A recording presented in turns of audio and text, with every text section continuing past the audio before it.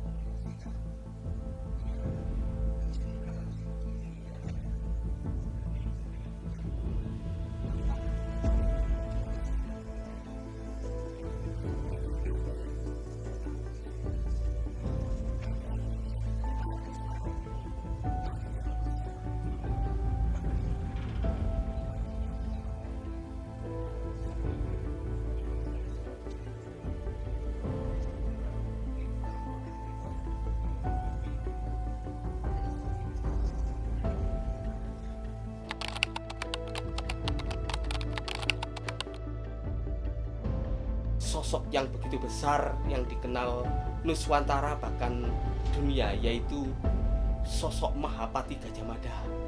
Beliau adalah seorang Mahapati Kerajaan Majapahit di masa keemasannya Prabu Hayam Wuruk. Jadi ini saya menceritakan sosok patung figur Mahapati Gajah Mada. Di belakangnya ada sebuah candi-candi. Kebetulan memang candinya saya ambil dari Candi Jago yang ada di Singosari. Mengapa saya ambil Candi Jago? Karena sosok Gajah Mada adalah sosok yang kesatria, juga sosok seorang pertapa. Jadi ada satu kebijaksanaan dan juga kekuatan di situ. Nah, di sini saya menggambarkan sebuah gunung penanggungan.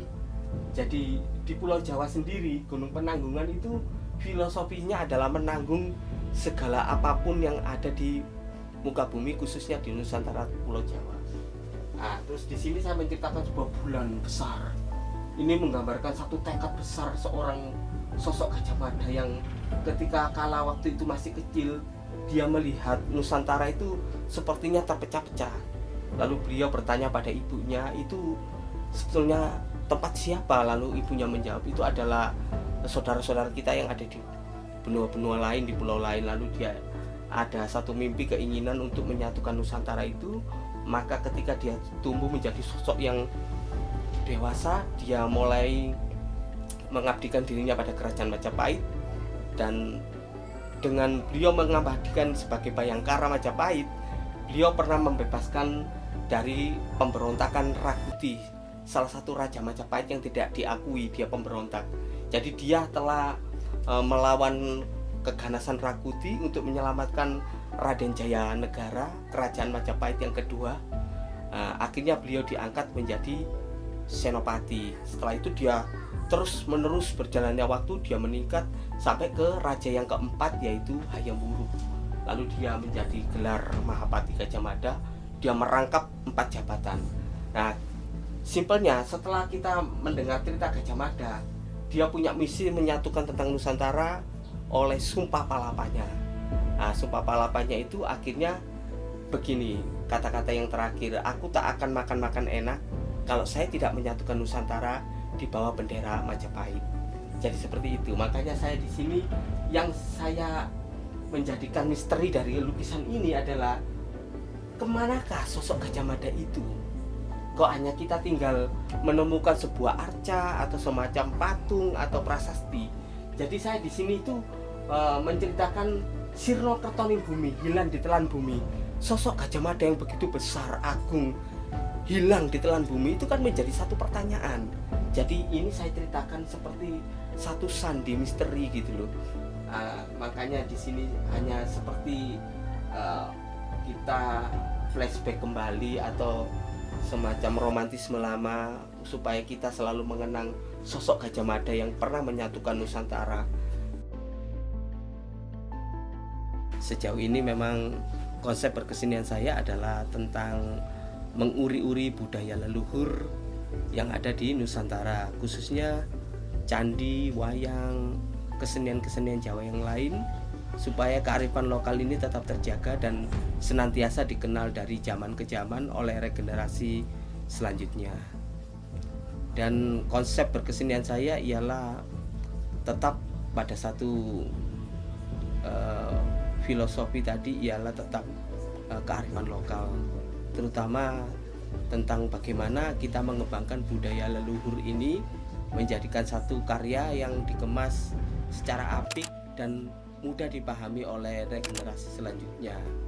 Jadi kita berharap kesenian di masa yang akan datang, kawan-kawan perupa maupun kreator-kreator yang baru mampu menciptakan inovasi dan genre-genre aliran yang belum pernah divisualkan oleh pelukis-pelukis pendahulu.